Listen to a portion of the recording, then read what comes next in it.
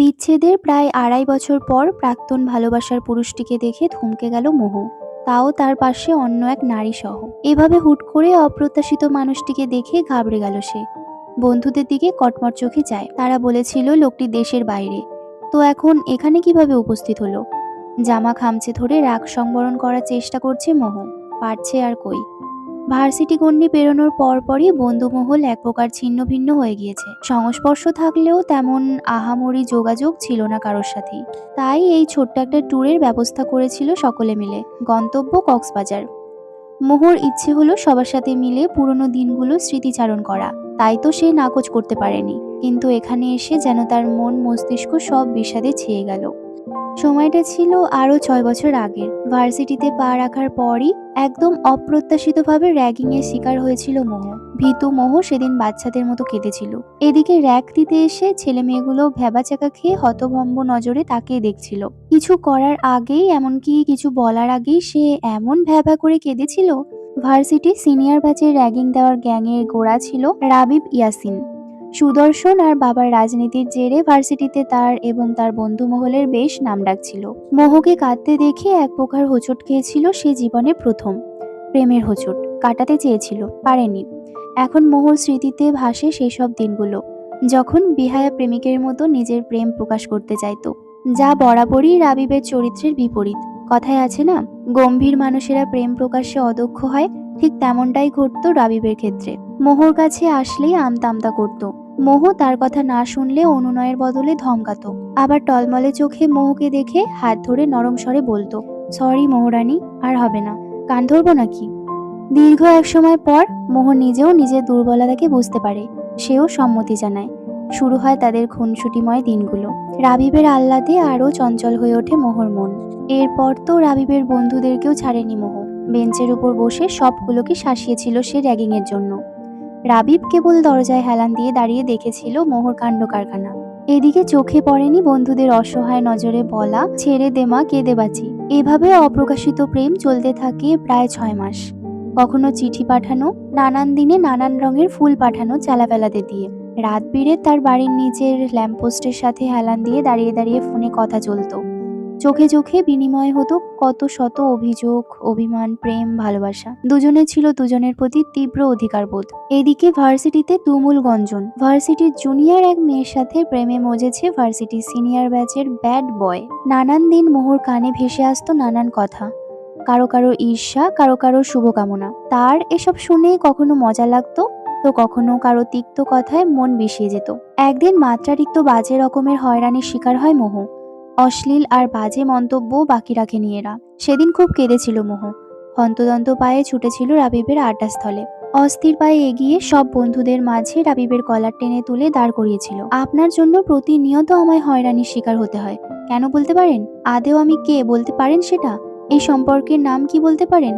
কেমন পুরুষ মানুষ আপনি? নিজের বুক ফুলিয়ে যদি নিজের প্রেমিকাকে স্বীকৃতি নাই দিতে পারেন, সব শুনেও এত নির্বিকার কেন আপনি? ঝাড়া মেরে এক প্রকার কলার ছেড়ে দৌড়ে চলে গিয়েছিল সে। সেদিন হতভম্ব আশ্চর্য হয়ে বসেছিল রাবিব। ঘটনা এত প্রতিকূলে চলে যাবে সে জানতো নাকি? এরপর প্রায় 10 দিন চলল রাবিব আর মোহর অঘোষিত বিচ্ছেদ। কত শত মেসেজ, চিঠি, ফুল পাঠালো সে, অথচ ছুঁয়েও দেখেনি মোহ। এদিকে অস্থির পাগল প্রায় হয়ে পড়ল রাবিব। মোহকে কেবল ভালোবাসেনি সে, নিজের অভ্যাস, আসক্তিতে পরিণত করেছে। যেই নিকোটিনের ধোঁয়া মোহর পছন্দ ছিল না, তা সারা জীবনের মতন ছেড়েছে।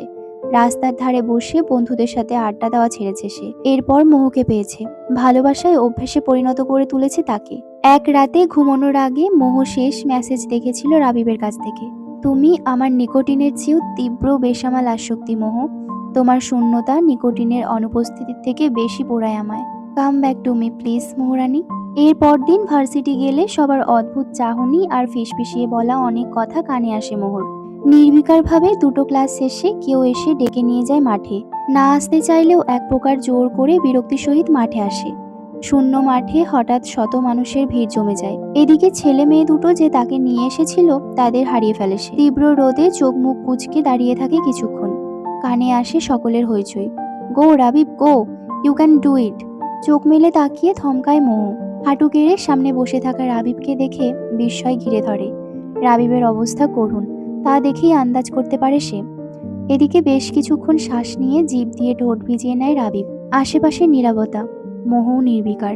হুট করে রাবিব নরম সুরে বলে, 10 দিনেই আধমরা হয়ে গিয়েছি আমি মহারানী। আর না, চলো না আবার প্রেম করি। এবার সবাই জানবে আমাদের প্রেমের কথা, সবাই জানবে আমাদের প্রণয়ের কথা। ভালোবাসি আপনাকে মোহনা। রাবিব মাথা চুলকে হেসে বিড়বিড় করে বলে, কিছু কি মিস করলাম মোহ? সবার করতালি ভেসে আসে। ঠোঁট কামড়ে নিজের আবেগ সম্বরণ করে মোহ। এমন অদক্ষভাবে হয়তো প্রথম কেউ প্রপোজ করেছিল ওকে, তবুও এই অদক্ষ প্রপোজালই সে খুশির জোয়ারে ভেসেছিল। এরপর শুরু হয় তাদের দ্বিতীয় দফার প্রেম। শুনেছিল ওইসব ছেলেগুলোকে মেরে প্রায় হাত পা ভেঙে ফেলেছিল রাবিব একাই। মেয়েগুলোকেও নাকি বাড়ি গিয়ে শাসিয়েছে, যারা তাকে সেদিন এভাবে হ্যারাস করেছিল। প্রেমে প্রেমে কেটে যায় প্রায় প্রায় 3.5 বছর। এদিকে রাবিব ভার্সিটি গণ্ডি পেরিয়ে বাবার সাথে রাজনীতিতে যুক্ত হয়। ব্যস্ততায় দূরত্ব বাড়ে, প্রায় কথা কাটাকাটি হতো। মোহ রাবিবের পেশাকে মেনে নিতে পারত না। এদিকে রাবিবও অনেকটা জড়িয়ে যায় তার পেশার সাথে। অনৈতিক কোনো কাজ সে করতো না, কিন্তু প্রয়োজনে মারামারিও করতে দ্বিধাবোধ করতো না। কাজের চাপে মাথা গরম, উগ্র মেজাজ থাকতো তার সব সময়। এদিকে মোহর কাছেও মানসিক শান্তি পেত না সে। রোজকার দুজনের একই অভিযোগে দুইজনেই অশান্তি পেত। এভাবে মোহর কোমল মন তাদের সম্পর্কের এমন পরিণতি মেনে নিতে পারেনি। একদিন সিদ্ধান্ত নেয় মোহ, সে দেখা করবে রাবিবের সাথে। এভাবে আর কয়দিন। রেস্টুরেন্টে বিপরীতে বসে অনবরত রাবিব সিগারেটে টান দিয়ে যাচ্ছে। অনেকক্ষণ নীরবতা কাটিয়ে মোহই শুরু করলো, সিগারেট খেতে মানা করেছিলাম তোমায় রাবিব, আমার ভীষণ অপছন্দের জিনিস এটা। আমিও তো তোমার কাছে মানসিক শান্তি খুঁজে বেড়াই, এখন কোথায় পাই? রাবিবের এহেন কথায় চোখ তুলে তাকায় সে। তার প্রেমিক পুরুষ কি বদলে গেল তবে? ধরা গলায় রাবিবকে জিজ্ঞাসা করে, নতুন কেউ এসেছে কি তোমার জীবনে রাবিব? সিগারেটের ধোঁয়া ছেড়ে উত্তর দেয়, আমার অনুভূতি আর ভালোবাসাগুলো এত সস্তা নয় মাই লাভ। তবে ছেড়ে দাও এসব, সম্ভব না এখন, জড়িয়ে গিয়েছি অনেকটা। তবে আমাকে ছেড়ে দাও। তারপর অনেক কথা কাটাকাটি হয় দুজনের। আশেপাশের মানুষকেও তোয়াক্কা করেনি তারা। শেষে রাগ না সামলাতে পেরে এক প্রকার কোনো উত্তর না দিয়েই বের হয়ে যায় রাবিব। নীরবতা প্রতিবার সম্মতিরই লক্ষণ, তাই ভেবে নেয় মোহ। মনে মনে নীরবে ইতি টানে এই তিক্ত সম্পর্কের সাথে, ইতি টানে নিজের চঞ্চলতার। এই মোহ আর তখনের মোহ বিস্তর তফাৎ। নগ্ন পায়ে সমুদ্রের কিনারায় হাঁটছে মোহ, পায়ে চিকন সোনালি নূপুর। ঢেউ এসে তার পায়ে আছড়ে পড়ছে, বালিতে পা মেখে যাচ্ছে, ঢেউয়ে তা আবার মিশে যাচ্ছে। সূর্য ডোবা শুরু করলো কেবল। কি চমৎকার দৃশ্য! নিজের গায়ের চাদরটা আর একটু আষ্টে পিষ্টে পেঁচিয়ে নিল মোহ। হঠাৎ পাশেই কারো উপস্থিতি অনুভব করলো। পা জোড়া থামলো তার। পাশেই সেদিন রাবিবের সাথে আসা সুপ্তি নামক মেয়েটাকে দেখে চমকালো সে, তবে তা প্রকাশ করলো না। সে আবার হাঁটা শুরু করলো। এদিকে মেয়েটি হাসি খুশি মুখে কথা বলা শুরু করলো, হাই, আমি সুপ্তি, তুমি নিশ্চয়ই মোহনা, রাইট? মোহর উত্তর দিতে ইচ্ছে করলো না, তবুও সে ছোট্ট করে জবাব দিল, জি। মেয়েটি এবার তার সাথে তাল মিলিয়ে হাঁটতে হাঁটতে হাসি মুখে বলা শুরু করলো, কাল সবার সাথেই টুকটাক আলাপ হলো, তুমি তো কাছেই আসলে না, তাই কথা বলার সুযোগও পেলাম না। তুমি কি খুব বেশি ইন্ট্রোভার্ট? মোহ বুঝলো মেয়েটি বেশ কথা বলে, একদম তার বিপরীত। যদিও এক সময় সেও এমনটাই ছিল।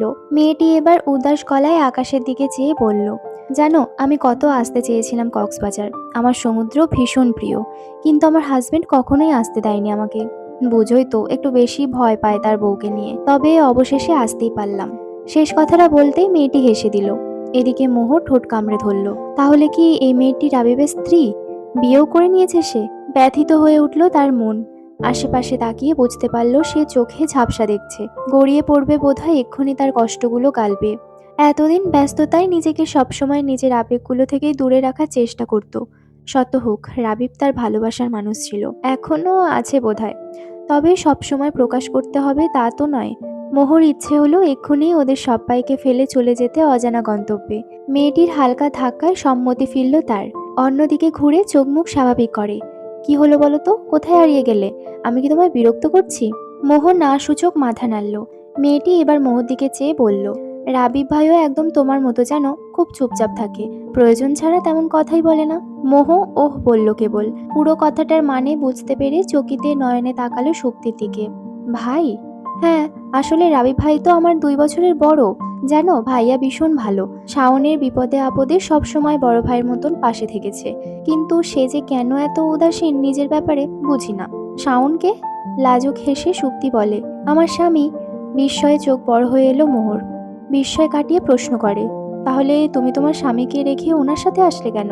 আমি আবদার করেছিলাম যখন শুনলাম সে নাকি কক্সবাজারে আসছে, আর শাওনেরও ছুটি মেলেনি, তাই বলতে পারো। কি বলবে মোহ বুঝতে পারল না। রাবিব তাহলে বিবাহিত না? সুপ্তি বালিতেই বসে পড়ল। সূর্য অনেকটাই ডুবে গিয়েছে। হাত টেনে মোহকেও বসিয়ে দিল। মোহর স্কার্টের অনেকাংশই ভিজে গিয়েছে। জানো, আমাদের প্রেমের বিয়ে। সায়ন ভীষণ ভালো আর ভদ্র একটা ছেলে, কিন্তু বাসায় আমার ছবি দেখলে তার মা বলে তার নাকি আমাকে ভালো লাগেনি। ছেলেকে বোঝাতে শুরু করলেন আমার থেকেও ভালো মেয়ে এনে দেবে তাকে। এদিকে এসব শুনে আমি ভীষণ ইনসিকিউর ফিল করা শুরু করি। বেশ অবুঝের মতন সুইসাইড করার চিন্তাও করি। তখন এই রাবিব ভাই আমাকে বুঝিয়েছিল যে এইভাবে নিজেকে গুটিয়ে রেখে আত্মহত্যা করা মানেই নিজের ভালোবাসাকে ছোট করা। ভাইয়ের মতো ওই দিন মাথায় এসে হাত না রাখলে আজ আমি হয়তো আবেগের বশে মরেই যেতাম। তবুও এত ভালো লোকটা যে কিভাবে নিজের জীবনে এত কষ্ট পেল, মাঝে মাঝে ভীষণ আফসোস হয় তার জন্য। কিঞ্চিত অবাক হলো মোহর। কিসের কষ্ট রাবিবের? এবার দু পা তুলে দু হাতে জড়িয়ে ধরে বসলো সুপ্তি। মোহর খেয়াল করলো মেয়েটি ভীষণ মায়াবী। শাওনের কাছ থেকে শুনেছিলাম ভার্সিটি জীবনে থাকাকালীন কোনো এক মেয়ের সাথে ভাইয়ের সম্পর্ক ছিল। আগে ভাইয়া নাকি ভীষণ গম্ভীর আর শান্তশিষ্ট স্বভাবের ছিলেন, কিন্তু ওই যে প্রেমের হাওয়া লেগেছিল, ভাইয়া ভীষণ আবেগী হয়ে পড়েন প্রেমে পড়ে। যে বন্ধুদের সাথে প্রয়োজনে কথা বলতো কেবল, সে বন্ধুদের কাছেই তার নামের গল্প জমাতো। বন্ধুরা নাকি কেবল ভাইয়ার পরিবর্তন লক্ষ্য করত। আস্তে আস্তে বন্ধুরাও বুঝে গেল যে ছেলে আগে তাদের উপদেশ দিত প্রেম থেকে দূরে থাকার, সে বন্ধু প্রেমে অন্ধ হয়ে গিয়েছে। তাকে আর এ পথ থেকে ফেরানো যাবে না। কত বছর গড়িয়ে যাওয়ার পর যখন ভাইয়া বাবার রেশ ধরে রাজনীতিতে জড়ায়, তখন থেকেই তাদের সম্পর্কে ফাটল ধরে। যতটুকু সায়নের কথায় বুঝতে পারলাম, ভাইয়া নাকি জেদের বশে তাকে ছেড়ে পেশাকেই আগে প্রাধান্য দিয়েছিল। তার বাবার নাকি এটাই ইচ্ছে ছিল। জানো তো, যখন জানতে পারি তাদের সম্পর্ক শেষ হওয়ার কথা, ভীষণ রকমের অবাক হই আমি। এত প্রেম এক পেশাকে কেন্দ্র করে মিটে গেল। নির্বিকার বসে রইল মোহ। সে তো আগাগোড়া সবই জানে, তবে রাজনীতির সাথে জড়িয়ে যাওয়া যে রাবিবের বাবার ইচ্ছে ছিল তা সে জানতো না।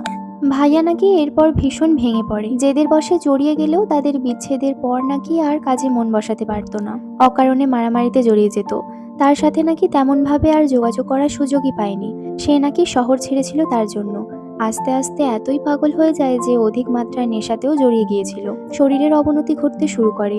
বেশ কিছুদিন বন্ধু বান্ধব মিলে নাকি হসপিটালে তাকে নিয়ে ছোটাছুটি করেছিল। যদিও বর্তমানে সে অনেকটাই স্বাভাবিক জীবনে ফিরে এসেছে, নিজের ভুলগুলো হয়তো বুঝতে পেরেছে। হায়, ভালোবাসা মানুষকে কি বানিয়ে দেয়, তাই না বলো মোহ? মোহর উত্তর ভাষাহীন। মন মস্তিষ্ক এক অদ্ভুত হিসেব নিকেশে ব্যস্ত। সুপ্তি এবার নিজের মোবাইল চেক করলো। সায়নের শত শত মেসেজ। তার মুখে হাসি ফুটলো।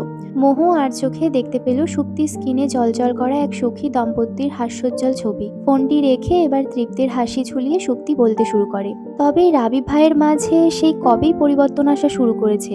যেই পেশার জন্য এত কষ্ট পেল তা চিরতরে ছেড়ে দিয়েছে। এখন রাজনীতি বিষয়ক যে কোনো কিছুই তার চক্ষু শূন্য। 1-1.5 বছর রিহাবেও কাটিয়েছে।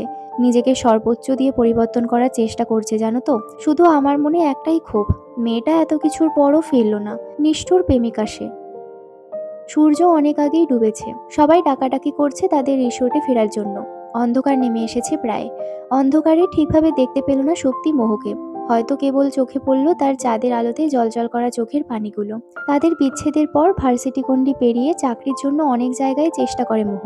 পরবর্তীতে ভালো একটা জব পেয়ে যায়, তবে তা ছিল অন্য শহরে। মূলত চাকরি আর রাবিবের সাথে কাটানো মুহূর্ত ও স্মৃতিগুলোকে ভুলতেই সে অন্য শহরে পাড়ি জমিয়েছিল। হ্যাঁ, রাবিবের ভাবনা সত্যি, তবে তা আংশিক। তবে সে বোঝে জীবনে কারো স্মৃতি আঁকড়ে ধরে বাঁচা মুশকিল। সে কোনো কালেই কিশোরীদের মতন আবেগী ছিল না। যা ছিল তার মনে তা ছিল কেবলই রাবিবের জন্য এক সমুদ্র ভালোবাসা। তবে সে কি আসলেই নিষ্ঠুর হয়ে গেল? নিজের কষ্ট হবে বলে কখনোই কাউকে রাবিবের ব্যাপারে প্রশ্ন করেনি। তাকে কি এই বিচ্ছেদ নিষ্ঠুর নারীতে পরিণত করলো? ভোর সকাল। পর্দা ভেদ করে বড় থাই জানলা দিয়ে রোদ এসে পুরো শরীরকে জড়িয়ে ধরেছে যেন। উবু হয়ে শুয়ে আছে রাবিব। একা নিজস্ব একটি রুম নিয়েছে সেখানে এসে। কারোর সাথে ঘুমানো ভীষণ অপছন্দের তার। দরজায় ঠকঠক আওয়াজে ভুরু কুঁচকে আসে রাবিবের। অনবরত শব্দ হওয়ায় বিরক্তি নিয়ে উঠে বসে। গায়ে টি শার্ট জড়িয়ে দরজা খোলে। চোখ ডলতে ডলতে লক্ষ্য করে সোনালি নুপুর পরা পাজোড়া। থমকে যায়। ওপরে চোখ তুলে তাকালে সে ঠিকই ভেবেছিল। মোহ দাঁড়িয়ে। হৃদস্পন্দন যেন মিস হলো কয়েকটা। শুভ্র সাদায় মোড়ানো মোহ। চমৎকার লাগছে দেখতে। বয়সের সাথে পরিপূর্ণতা এসেছে দেখলেই বোঝা যায়। আসতে বলবে না? গলা ছাড়ে রাবিব। মোহকে দেখে এক প্রকার ভেতরে জড়তা কাজ করছিল। দরজা ছেড়ে সরে দাঁড়ায় সে। রাবিবকে একবার চোখ দিয়ে লক্ষ্য করে রুমে ঢোকে সে। অগোছালো রুম দেখে ভুরু কুঁচকে আসে তার। গলার ওড়না ছাড়িয়ে কোমরে পেঁচিয়ে নেয়। ব্ল্যাঙ্কেট হাতে নিয়ে রাবিবের উদ্দেশ্যে বলে ওঠে, ফ্রেশ হয়ে আসো। ব্যস্ত হয়ে পড়ে রুম গোছাতে। এদিকে রাবিব মোহর কাণ্ড কারখানার বোঝার চেষ্টা করছে। তোয়ালে নিয়ে চলে যায় ওয়াশরুমে। তার যাওয়ার পরেই ধূপ করে বসে পড়ে মোহ। অস্বস্তি, একঝাঁক ভয়, সংকোচ ইত্যাদি নিয়ে দরজায় আঘাত করেছিল। দুনিয়া থমকায় যখন রাবিবের ঘুমু ঘুমু চোখ দুটো তাকে পরখ করছিল। নিজেকে যথাসম্ভব স্বাভাবিক রাখার চেষ্টা করেছে সে রাবিবের সামনে। বুকে ফু দিয়ে চোখ বন্ধ করে মোহ। অতঃপর সুন্দর করে রুমটাকে পরিপাটি করে তোলে। ততক্ষণে রাবিব বের হয়ে এসেছে। এসে মোহকে রুমে দেখে না। ভুরু কুঁচকে আসে তার। কোথায় গেল ভাবতে ভাবতে চোখ যায় ব্যালকনির দিকে। সাদা পর্দাগুলো বাদেও কিছু একটা ঝুলছে। বুঝলো ওটা মোহর ওড়না। সেও তাই পা বাড়ায় ব্যালকনির দিকে। মোহ বসে আছে ব্যালকনির চেয়ারে। টেবিলে 2 কাপ কফি থেকে উষ্ণ ধোঁয়া উঠে বাতাসের সাথে মিলিয়ে যাচ্ছে। মোহ একবার চোখ তুলে দেখলো। কফিতে চুমুক দিয়ে সামনের দিকে তাকিয়ে বলে, চুলগুলো ঠিকভাবে মুছে নাও, পানি পড়ছে। রাবিব ঠোঁট বেঁকিয়ে আলতো হাসে। এত বছর পরেও মেয়েটার মাঝে পরিবর্তন আসেনি। কথা বলার সময় মোহর কণ্ঠে কাঁপুনি সে ভালোভাবেই উপলব্ধি করতে পারে। ব্যস্ত হাতে চুল মুছতে মুছতে বসে পড়ল। হঠাৎ আমার রুমে? ভাবলেশহীন কণ্ঠে রবিব বলে ওঠে। মোহর মন ব্যথিত হয়, তবুও সে মুখে প্রকাশ করল না। আজ সে একদম তৈরি হয়ে এসেছে। সে ভেঙে পড়বে না মানুষটির সামনে। মোহ হয়তো ভুল করেছে, সে তো অন্তত শুধরে দিতে পারত, কিন্তু তা করেনি। নিজেকে গুটিয়ে নিয়েছে, নিজেকে কষ্ট দিয়েছে, নিজেকেই আবার শুধরে নিয়েছে। অথচ মোহ ঠিকই এত বছর সম্পর্কটাকে সশরীরে ত্যাগ করলেও মনে মনে বয়ে বেরিয়েছে। বয়ে বেড়ানোর দায়টা কি শুধুই তার থাকার কথা ছিল? ভাবতে ভাবতেই গলা ধরে আসে। গলার কাছে কান্নাটা এসে ভিড় করে। হাত কাঁপে তার। এখনই আবার না রাবিবের সামনে ভেঙে পড়ে। ধরা গলাতেই রাবিবকে জিজ্ঞাসা করে, এরকমটা করার কি আদৌ দরকার ছিল রাবিব? এতক্ষণ যাবৎ রাবিবও লক্ষ্য করেছে মোহকে। মোহর এমন প্রশ্নে মাথা উঁচু করে ঠোঁট কামড়ে হাসল। মোহ নিজেকে তার সামনে কতটুকু শক্ত রাখতে পারে তাই সে একবার পরখ করতে চাইল। গলা ঝেড়ে নেয় সে। কিসের কথা বলছো? বোঝো না তুমি? অবুঝ না তো। নিজেই একা একা কষ্ট পেলে। আমাকে এই কষ্টের অংশীদার হতে বললে খুব কি বেশি দোষ হয়ে যেত? রাবিবের মুখশ্রী গম্ভীর হয়ে আসে। গতকাল আর চোখে একবার শক্তি আর মোহকে লক্ষ্য করেছিল সে। ঠোঁটকাটা শক্তি যে কিছু অবশিষ্ট রাখেনি জানাতে তা বুঝতে পারে সে। আকাশের দিকে চেয়ে সে বলে ওঠে, তুমিই তো আমাকে ছেড়ে চলে গিয়েছিলে। দূরত্ব এতই বাড়িয়ে দিয়েছিলে যে পিছু ডাকার আর সাহস হয়নি। ফুপিয়ে কেঁদে ওঠে মোহ। এই তিক্ত কথাগুলো মানতে ভীষণ কষ্ট হয় তার। নিজেকে একবার রাবিবের জায়গায় চিন্তা করতেই কষ্ট দ্বিগুণ হয়ে ওঠে। সে নিজের চোখের সামনে শান্ত, রাগী, গম্ভীর রাবিবকে অশান্ত, চঞ্চল, হাসি খুশি রাবিবে পরিণত হতে দেখেছে। রাবিবের জীবনে মোহর পদার্পণই হয়তো ছিল রাবিবের পরিবর্তনের কারণ। রাবিবের মন নরম হয়ে আসে, পারে না আর এই অভিমানের অভিনয় করতে। অবচেতন মন এত কষ্টের ভার নিতে পেরেছে, কিন্তু অভিমান করতে সক্ষম হয়নি। রাবিব এবার হাঁটু গেড়ে মোহর সামনে বসে তার হাতের মুঠোয় মোহর তুলে হাত দুটো বন্দি করে নেয়। নরম হয়ে আসে তার স্বর। তুমিও তো একবারও ফিরে আসোনি মোহরানী। আমাদের সম্পর্কটাকে আরেকবার সুযোগ দাওনি। দোষের দায়ভারটা দুজনে ভাগাভাগি করে নিই। মোহর কান্নার বেগ বেড়ে যায়। নরম হাত দিয়ে রাবিবের হাতে তালু খামচে ধরে। অভিমানগুলো নোনা জলের মাধ্যমে ঝরে পড়ে। রাবিব কিছু বলে না, কেবল চেয়ে থাকে মোহর কান্না মিশ্রিত রক্তিম মুখপানে। বেশ কিছুক্ষণ সময় পর কান্না থামে মোহর। রাবিবও ধৈর্য সহকারে অপেক্ষা করে। মোহ উঠে দাঁড়ায়, সাথে রাবিবও। ব্যালকনির গ্রিল ধরে দাঁড়িয়ে মোহ। স্বচ্ছ আকাশ, মেঘরাশি দলে দলে উড়ে চলেছে। হালকা ঠান্ডা বাতাস, সাথে সমুদ্রের উপচে পড়া ঢেউয়ের শব্দ। নিজে থেকে মোহ রাবিবের কাঁধে মাথা রাখে। রাবিব নিঃশব্দে মোহর কোমর জড়িয়ে ধরে কাছে টেনে নেয়। কাঁধে মাথা রাখতেই নরম সুরে মোহ বলে ওঠে, আবারও প্রেম হলে কি ক্ষতি হবে আমাদের রাবিব? আমি ভীষণ চাই আবারও প্রেম হোক আমাদের, প্রথম দিনের মতো। আবারও পরিণয় ঘটুক আমাদের প্রথম দিনের মতো। আমি ভীষণ চাই রাবিব, আমাদের তিক্ততা নিয়ে শেষ করা সম্পর্কটা শেষ পর্যন্ত পরিণয় পাক। উত্তরের অপেক্ষায় মোহ মাথা তুলে তাকায়। আমিও ভীষণ চাই আমার যন্ত্রণাগুলো কমুক মোহরানী। তোমাকে ছাড়া প্রতিটা মুহূর্ত বিষাক্ত লাগতো আমার। শূন্যতা পুড়িয়ে ছারখার করতো আমায়। আমিও ভীষণ চাই আমাদের সেই প্রথম দিনের মতন আবারও প্রেম হোক, যেখানে পবিত্রতা, শুদ্ধতা ব্যতীত কিছুই থাকবে না। মোহ তৃপ্তির হাসি হাসে। রাবিব সরে দাঁড়ায়। অতঃপর পকেট থেকে কিছু একটা বের করে হাঁটু গেড়ে বসে। প্রথম দিনের মতন আবারও বিস্ময় নিয়ে তাকায় মোহ। বুকে ফু দিয়ে রাবিব বলতে শুরু করে, চলো, তৃতীয় দফায় আবারও প্রেম হোক আমাদের, যেখানে আমার মনের রাজ্যের একমাত্র রানী হবে তুমি মোহনা, শুধুই তুমি। Will you marry me? চোখ টলমল করছে পানিতে মোহর। এবার আর কোনো বাধা নেই, প্রাণ খুলে কাঁদতে পারবে এবার সে। এই 2.5 বছর ধরে জমিয়ে রাখা কষ্ট দুঃখগুলো এক নিমেষে চলে গেল। মোহর অনামিকায় পাতলা হীরের আংটিটা পরিয়ে সশব্দে আঙুলে চুমু খায় রাবিব। মোহ হেসে জড়িয়ে ধরে রাবিবকে। রাবিবের পুরুষালী দেহতে মিশে যায় মোহর ছোট্ট শরীরটা। মন বলে ওঠে, এই পুরুষটা একান্তই তার।